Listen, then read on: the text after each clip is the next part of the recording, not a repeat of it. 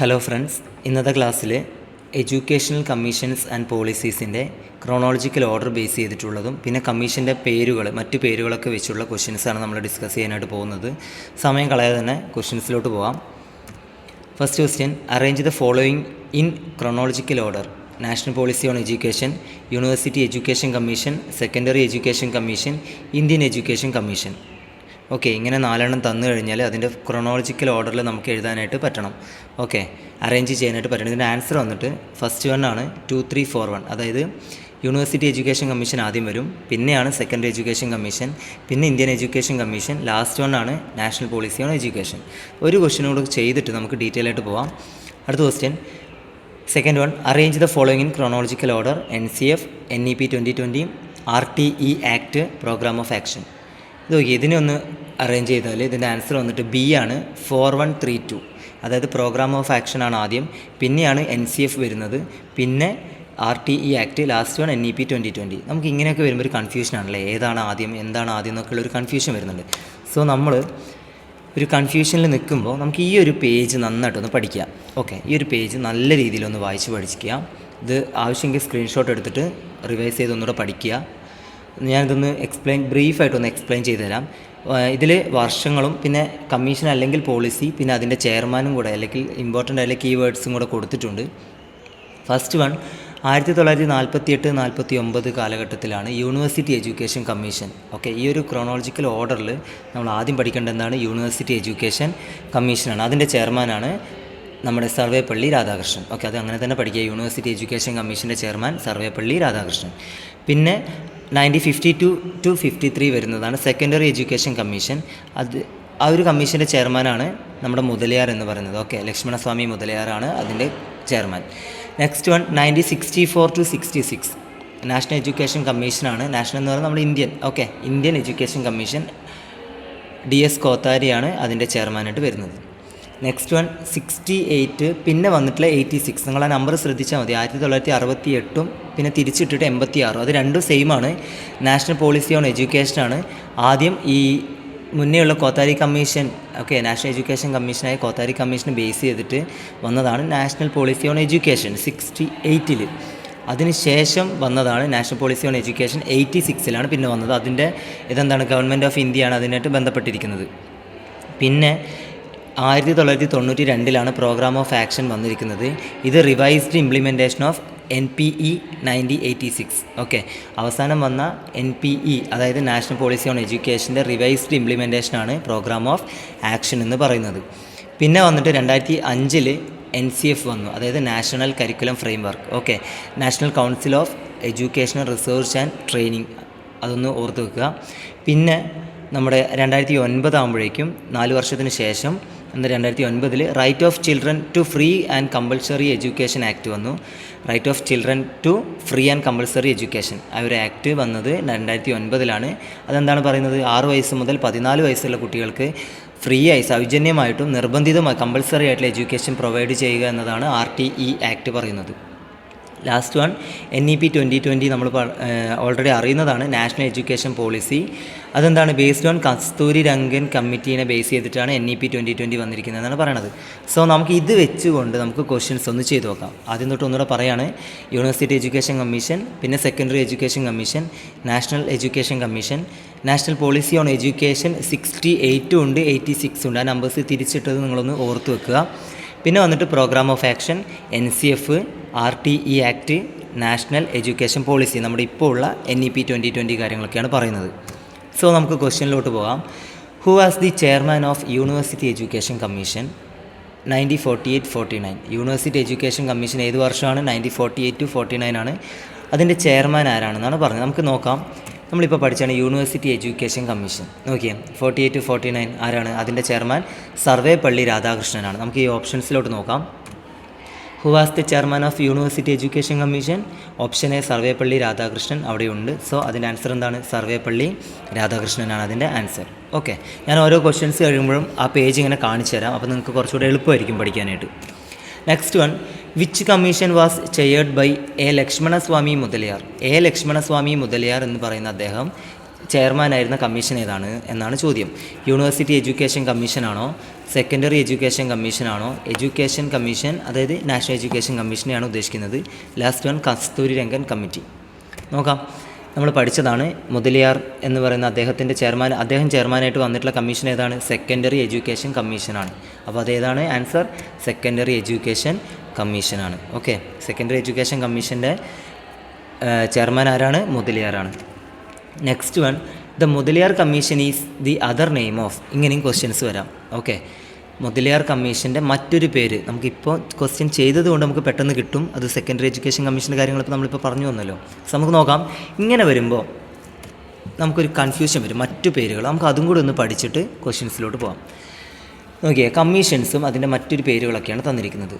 അതും ക്രോണോളജിക്കൽ ഓർഡറിൽ തന്നെയാണ് ഞാൻ ഇട്ടിരിക്കുന്നത്. ഇതും നിങ്ങൾക്ക് സ്ക്രീൻഷോട്ട് എടുത്ത് വെച്ചിട്ട് പഠിക്കാവുന്നതാണ്. യൂണിവേഴ്സിറ്റി എഡ്യൂക്കേഷൻ കമ്മീഷൻ, അതിൻ്റെ വർഷം ഞാൻ ഓൾറെഡി മുന്നേ പറഞ്ഞു, എന്നാലും കൊടുത്തിട്ടുണ്ട്. 1948-49 കാലഘട്ടത്തിൽ വന്നതാണ് യൂണിവേഴ്സിറ്റി എഡ്യൂക്കേഷൻ കമ്മീഷൻ. ഇതിൻ്റെ മറ്റൊരു പേരാണ് Radhakrishnan commission. Okay, Radhakrishnan commission. Second one, secondary education commission. ഇതാണ് മുതലിയാർ കമ്മീഷൻ എന്നറിയപ്പെടുന്നത്. എന്തുകൊണ്ടാണ് അദ്ദേഹമാണ് സെക്കൻഡറി എഡ്യൂക്കേഷൻ കമ്മീഷൻ്റെ ചെയർമാൻ എന്ന് പറയുന്നത്. അതുകൊണ്ട് അദ്ദേഹത്തിൻ്റെ ആ ഒരു കമ്മീഷൻ എന്തറിയപ്പെട്ടു? മുതലിയാർ കമ്മീഷൻ. അദ്ദേഹത്തിൻ്റെ എന്താണ്? മുതലിയാർ കമ്മീഷൻ. മറക്കാതെ പഠിക്കുക. നെക്സ്റ്റ് വൺ, 1964-66 കാലഘട്ടത്തിൽ വന്നതാണ് നാഷണൽ എഡ്യൂക്കേഷൻ കമ്മീഷൻ അല്ലെങ്കിൽ ഇന്ത്യൻ എഡ്യൂക്കേഷൻ കമ്മീഷൻ. നമ്മുടെ നേഷൻ ഏതാണ്? ഇന്ത്യയാണ്, അങ്ങനെ ഓർത്താൽ മതി. അതിൻ്റെ മറ്റൊരു പേരാണ് Kothari commission. Okay, Kothari commission. അതിൻ്റെ ചെയർമാനായിരുന്നു DS Kothari. Okay, next one, അടുത്ത രണ്ടെണ്ണം ഒന്നിച്ച് പഠിക്കുക. നാഷണൽ പോളിസി ഓൺ എഡ്യൂക്കേഷൻ 1968 ഉണ്ട്, നാഷണൽ പോളിസി ഓൺ എഡ്യൂക്കേഷൻ 1986 ഉണ്ട്. ഓക്കെ, പിന്നെ പ്രോഗ്രാം ഓഫ് ആക്ഷൻ 1992 വന്നത്, അതിൻ്റെ ചുരുക്കപ്പേരാണ് POA. ഓക്കെ, POA 1992 എന്ന് കാണാം. അതെന്താണ്? പ്രോഗ്രാം ഓഫ് ആക്ഷൻ ആണ്. അതിൻ്റെ ഫുൾ ഫോം എഴുതാനൊക്കെ ചോദിക്കാറുണ്ട്, POA. ഓക്കെ, പിന്നെ വന്നിട്ട് നാഷണൽ കരിക്കുലം ഫ്രെയിംവർക്ക്. അത് നമുക്കറിയാലോ, NCF 2005 NCFൻ്റെ full form national curriculum framework. പിന്നെ വന്നിട്ട് RTE ആക്ട്. നമ്മൾ ആദ്യം ഒരു ക്വസ്റ്റ്യൻസ് രണ്ടാമത്തെ ക്വസ്റ്റ്യൻ ചെയ്തപ്പോൾ ഉണ്ടായിരുന്നു RTE ആക്ട് അല്ലേ. 2009 വന്ന റൈറ്റ് ടു എഡ്യൂക്കേഷൻ ആക്ട് ആണ്. അതെന്താ പറയുന്നത്? Right of children to free and compulsory education act ആണ് പറയുന്നത്. ഓക്കെ, 6 വയസ്സ് മുതൽ 14 വയസ്സുള്ള കുട്ടികൾക്ക് സൗജന്യമായും നിർബന്ധിതമായ ഫ്രീ ആൻഡ് കമ്പൾസറി ആയിട്ടുള്ള എഡ്യൂക്കേഷൻ പ്രൊവൈഡ് ചെയ്യുക എന്നതാണ് RTE ആക്ട് പറയുന്നത്. പിന്നെ ലാസ്റ്റ് വന്നിട്ട് നാഷണൽ എഡ്യൂക്കേഷൻ പോളിസി 2020 വരുന്നത്. അത് NEP 2020 ആണ് അതിൻ്റെ ചുരുക്കപ്പേര്. ഓക്കെ, നമുക്കിനി ക്വസ്റ്റ്യൻസിലോട്ട് പോകാം.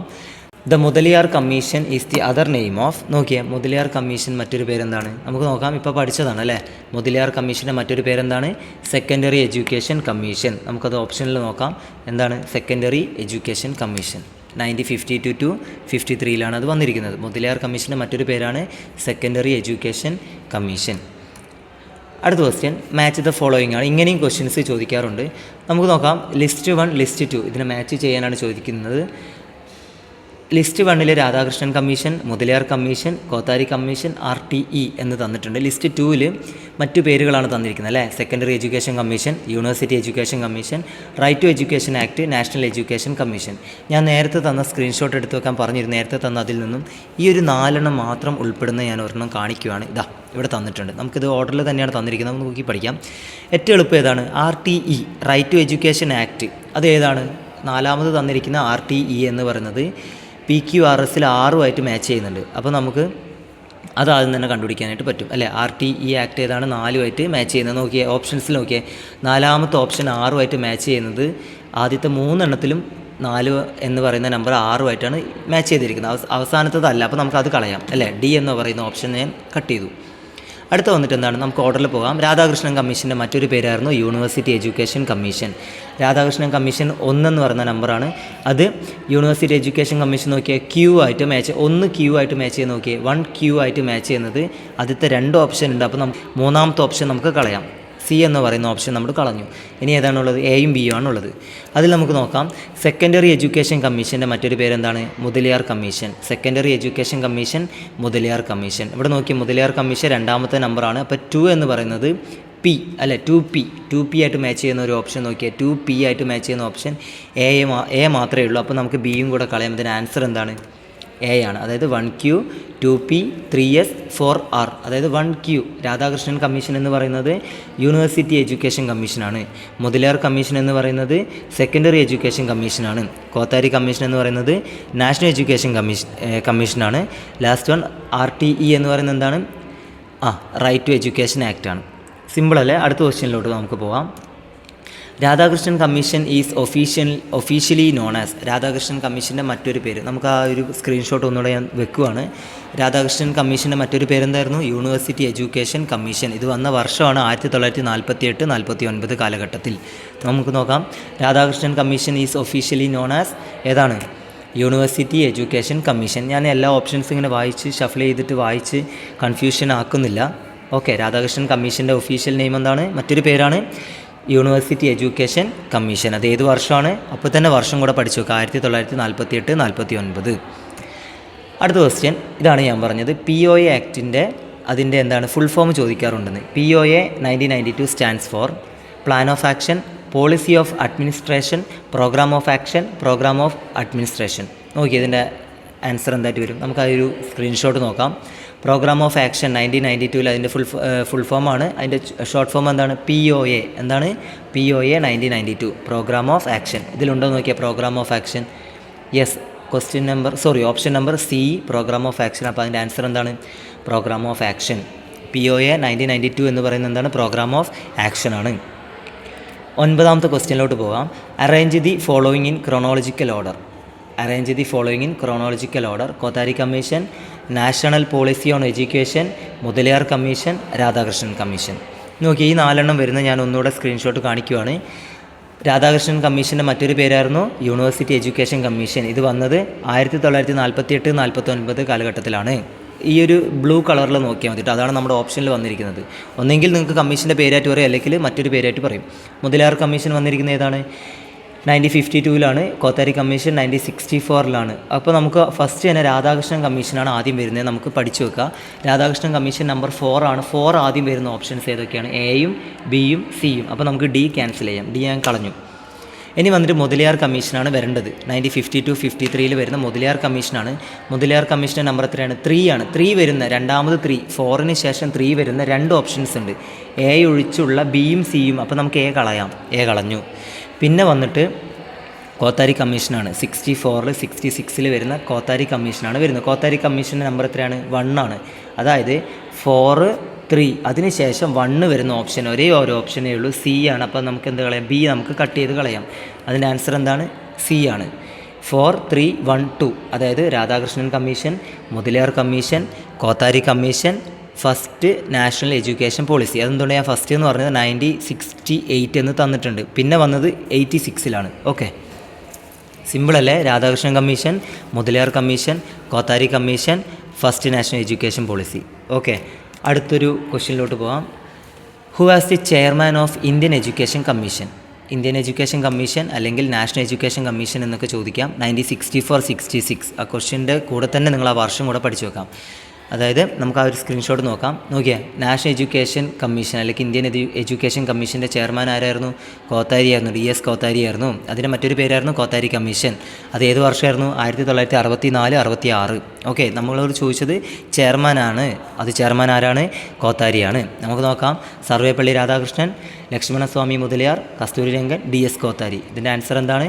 എഡ്യൂക്കേഷൻ കമ്മീഷൻ അല്ലെങ്കിൽ അതിൻ്റെ ചെയർമാനായിട്ട് വരുന്ന ഏതാണ്? DS കോത്താരിയാണ്. ഇതിൻ്റെ ആൻസർ വന്നിട്ട് DS കോത്താരിയാണ്. ഇത്രയുമാണ് നിങ്ങൾക്ക് തന്നിരിക്കുന്ന ക്വസ്റ്റ്യൻസ് ആൻസേഴ്സ് എന്ന് പറയുന്നത്. ഒരു ക്വസ്റ്റ്യൻ നിങ്ങൾക്കായിട്ട് ഒരു ക്വസ്റ്റ്യൻ തരികയാണ്. In which year was the first national policy on education introduced? 1948, 1952, 1968, 1986. ഇതിൻ്റെ ആൻസർ നിങ്ങൾ കമൻ്റായിട്ട് എഴുതുക. ഓക്കെ, സോ ഇത്രയും ക്വസ്റ്റ്യൻസാണ് ഇൻക്ലൂഡ് ചെയ്തിരിക്കുന്നത്. എന്തായാലും ആ 2 പേജ് സ്ക്രീൻഷോട്ട് നന്നായിട്ട് എടുത്തു വെച്ചിട്ട് നല്ല രീതിയിൽ വർക്കൗട്ട് ചെയ്ത് നോക്കുക. ക്രോണോളജിക്കൽ ഓർഡർ, പിന്നെ എന്താണ് മറ്റു പേരുകളൊക്കെ നിങ്ങൾ നന്നായിട്ട് വർക്കൗട്ട് ചെയ്ത് നോക്കാം. ഈ ഒരു കാര്യങ്ങളൊക്കെ പഠിച്ചാൽ തന്നെ നിങ്ങൾക്ക് കേട്ടറ്റ്, സീറ്ററ്റ്, പിന്നെ എന്താണ് സെറ്റിനും UGC നെറ്റിനൊക്കെ ഇപ്പോൾ ഓൾമോസ്റ്റ് ക്രോണോളജിക്കൽ ഓർഡറൊക്കെ ചോദിക്കുന്നുണ്ട്. സോ നന്നായിട്ട് പ്രിപ്പയർ ചെയ്യുക. സോ എല്ലാവരും റിപ്പീറ്റ് ചെയ്തിട്ട് ആ ഒരു 2 പേജ് ഉണ്ടല്ലോ, മറ്റൊരു പേരുകളും പിന്നെന്താണ് പോളിസീസിൻ്റെ ക്രോണോളജിക്കൽ ഓർഡറും നന്നായിട്ടൊന്ന് പഠിക്കുക. So thank you friends, thank you for watching.